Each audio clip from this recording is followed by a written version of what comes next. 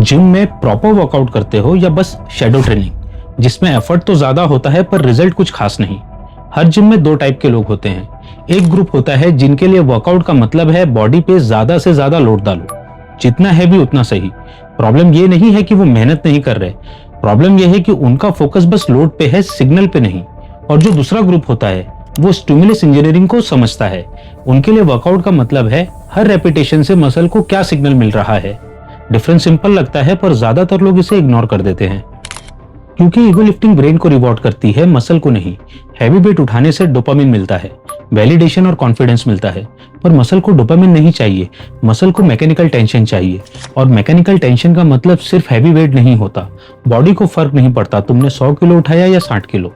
Body सिर्फ ये देखती है किस मसल पर लोड था, कितनी देर के लिए टेंशन था, क्या वो रिपीटेबल है। वर्कआउट सिर्फ मूवमेंट नहीं होता, वर्कआउट एक कम्युनिकेशन है और हर रेपिटेशन एक मैसेज है। अगर सिग्नल क्लीन है बॉडी एडप्ट करेगी, और अगर सिग्नल क्लियर नहीं है तो सिर्फ थकन मिलेगी, ग्रोथ नहीं। शैडो ट्रेनिंग वही है, effort without clear signal. Proper workout का मतलब है clear stimulus, controlled tension, repetitions in reserve और रेंज ऑफ मोशन। आगे इस वीडियो में हम एग्जैक्टली ये ब्रेक डाउन करेंगे कि कैसे वर्कआउट का एग्जीक्यूशन सिग्नल को क्लीन रखता है, कैसे अनजाने में ज्यादा मेहनत करके भी वर्कआउट का सिग्नल वीक हो जाता है, और कैसे एक सिंपल टूल से आप अपने वर्कआउट का शैडो इफेक्ट ऑब्जेक्टिवली चेक कर पाओगे। अगर ये कंटेंट यूजफुल लग रहा है तो चैनल को अभी सब्सक्राइब कर लो, इससे मुझे क्लियर सिग्नल मिलेगा कि ये डायरेक्शन सही जा रही है। अब अगर हमें वर्कआउट को इंजीनियर करना है तो सबसे पहले एक फंडामेंटल चीज समझनी होगी, मसल को सिग्नल मिलता कैसे है। क्योंकि मसल खुद तो डिसीजन लेती नहीं, सिग्नल ब्रेन से आता है, और यहीं से माइंड मसल कनेक्शन की इंपॉर्टेंस शुरू होती है। माइंड मसल कनेक्शन का मतलब है न्यूरल ड्राइव फोकस्ड हो उस मसल पर जिसे तुम लोड दे रहे हो। यही डिसाइड करता है कि मसल कितना सिग्नल रिसीव करेगी और कितना एफर्ट वेस्ट हो जाएगा। जब तुम वर्कआउट में मसल फेलियर के पास पहुंचते हो, बॉडी धीरे धीरे स्ट्रॉन्गर मसल फाइबर्स को एक्टिवेट करना शुरू करती है। ये वो फाइबर्स होते हैं जिनके पास रियल मसल ग्रोथ का पोटेंशियल होता है। अगर तुम्हारा फोकस टारगेट मसल पर नहीं है तो बॉडी पूरी तरह उन फाइबर्स को एक्टिवेट ही नहीं कर पाती। लेकिन अटेंशन तभी काम करती है जब तुम्हारी एग्जीक्यूशन उसको सपोर्ट करे, और यहीं से अगला लेयर शुरू होता है। नेगेटिव रेपिटेशन स्लो और कंट्रोल्ड, पॉजिटिव रेपिटेशन पावर के साथ explosive. Lat pull down machine का एग्जांपल लो। बाहर नीचे लाने के लिए लोग बॉडी को पीछे झुका देते हैं, झटके से खींच लेते हैं, और जब वेट वापस ऊपर जाता है तो उसे बस ग्रेविटी पे छोड़ देते हैं। अब यहाँ प्रॉब्लम क्या हुई? एसेंट्रिक फेज यानी नेगेटिव वो मोमेंट होता है जब मसल सबसे ज्यादा लोड कंट्रोल करता है। इसी फेज में मसल पर सबसे ज्यादा टेंशन पड़ती है। अगर नेगेटिव अनकंट्रोल्ड है तो ये टेंशन मसल पर रहने के बजाय जॉइंट्स और सपोर्ट टिश्यूज पर शिफ्ट हो जाती है। कंट्रोल नेगेटिव का एक और बेनिफिट है, पोजिशनल अवेयरनेस इंप्रूव होती है। तुम्हें क्लियरली फील होता है कि टेंशन बैक पर है या लोअर बैक स्विंग कर रहा है। नेगेटिव स्लो करना वीकनेस नहीं है, इसका मतलब है मूवमेंट के हर इंच पर कंट्रोल रखना। अब तक हमने समझा सिग्नल ब्रेन से आता है और मूवमेंट का कंट्रोल डिसाइड करता है कि वो सिग्नल मसल तक कितना इफेक्टिवली पहुंचता है। अब बात आती है सिग्नल की इंटेंसिटी पर। मसल को कितना लोड देना सही है।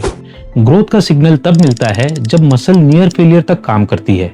फेलियर दो टाइप के होते हैं, एक होता है मसल फेलियर जब टारगेट मसल रेपिटेशन कंप्लीट नहीं कर पाती, और दूसरा होता है सिस्टम फेलियर जब टारगेट मसल फेलियर के करीब पहुंच चुकी होती है, फिर भी तुम और रेपिटेशंस लगाते हो, फॉर्म कॉम्प्रोमाइज करके या मोमेंटम से या फिर एक्सटर्नल सपोर्ट लेके। ग्रोथ मसल फेलियर से आती है, सिस्टम फेलियर से ज्यादातर बस नर्वस सिस्टम ड्रेन होता है। एक्स्ट्रा मेहनत के बाद भी वर्कआउट का सिग्नल वीक हो जाता है, इसलिए फेलियर से एक दो रेपिटेशन कम करना सही है। मतलब मसल ऑलमोस्ट लिमिट तक गई पर फॉर्म और मूवमेंट पे कंट्रोल ब्रेक नहीं हुआ। ये स्टिमुलस यानी ग्रोथ सिग्नल को मैक्सिमाइज करता है और नर्वस सिस्टम को ओवरलोड होने से बचाता है। लेकिन यहाँ एक कॉमन प्रॉब्लम आती है स्पॉटिंग की। जहां एक दो रेपिटेशंस रिजर्व में छोड़नी होती है वहां लोग अक्सर सपोर्ट ले लेते हैं। रिजल्ट एक क्लीन वर्कआउट को मसल फेलियर के बाद सिस्टम फेलियर तक खींच लेते हैं। ईगो सेटिस्फाई हो जाता है पर वर्कआउट का सिग्नल वीक हो जाता है। सेफ्टी के लिए स्पॉटिंग ठीक है, रेपिटेशंस कंप्लीट करने के लिए बिल्कुल नहीं। एक्चुअल रेपिटेशंस इन रिजर्व को जज करना सीखो, तभी हाइपरट्रोफी का स्टिमुलस स्ट्रांग रहेगा। अब तक हमने तीन चीजें क्लियर की, सिग्नल सोर्स, सिग्नल क्वालिटी और सिग्नल की इंटेंसिटी। लेकिन एक और चीज है जो इन तीनों का एफर्ट डिस्ट्रॉय कर सकती है, और वो है range of motion. Range of motion का मतलब है जॉइंट अपनी पूरी नेचुरल मूवमेंट कवर करे, मतलब मसल पूरी तरह कॉन्ट्रैक्ट भी हो और पूरी तरह स्ट्रेच भी हो। जब रेपिटेशन आधी रह जाती है तो मसल को प्रॉपर चैलेंज नहीं मिलता। स्क्वाट्स का एग्जांपल लो, जब कंट्रोल के साथ बॉटम तक जाते हो तो मसल को उस रेंज में काम करना पड़ता है जहां वो नेचुरली वीकेस्ट होती है, और ग्रोथ तब होती है जब मसल को उसके डिफिकल्ट रेंज में लोड मिलता है। फुल रेंज का मतलब है मसल को उसकी पूरी वर्किंग लेंथ पर चैलेंज करना। अगर थियरी समझ आ गई है तो अब प्रैक्टिकल ऑडिट की बारी है। हर सेट को इन 3 चीजों पे एवेलुएट करो। क्या लोड टारगेट मसल पर जा रहा है? क्या टेम्पो और नेगेटिव कंट्रोल्ड है? क्या रेपिटेशन अपनी पूरी रेंज कवर कर रही है? इनमें से अगर एक भी मिसिंग है तो मतलब तुम शैडो ट्रेनिंग कर रहे हो। एक सिंपल और इफेक्टिव टूल मैंने बनाया है जो किसी भी वर्कआउट का शैडो एफर्ट दिखाता है। लिंक पिन कमेंट में मिलेगा। इसमें तुम्हें weight, negative control, range of motion, momentum और इंटरनल फोकस इनपुट करना है, और ये टूल बताएगा जो वेट तुम उठा रहे हो उसमें से एक्चुअली मसल तक कितना इफेक्टिव लोड जा रहा है और मसल को ऑब्जेक्टिवली कितना सिग्नल मिल रहा है। नेक्स्ट वर्कआउट से पहले एक सेट ऑडिट करो, फिर एग्जीक्यूशन केयरफुली डिसाइड करो।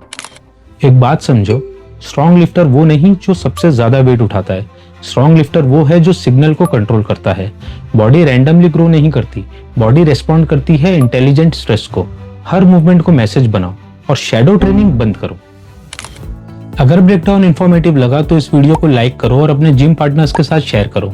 चैनल को सब्सक्राइब कर लो असली रिसेट के लिए।